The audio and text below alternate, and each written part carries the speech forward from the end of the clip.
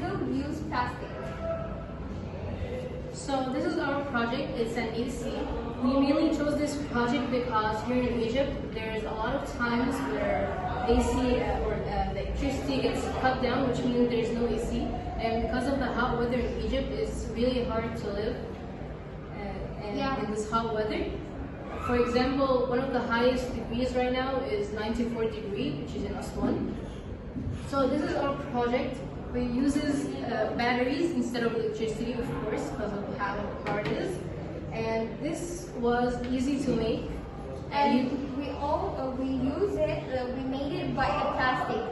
We made this all in our house, and it was not hard. And it's really useful. Like it's at your house. Like it's really good for you when the electricity cuts off. You can use it because it's nice. Even though if we're gonna show you and try it.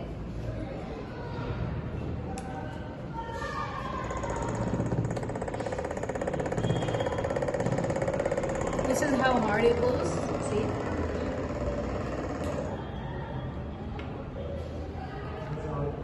Thank you for listening.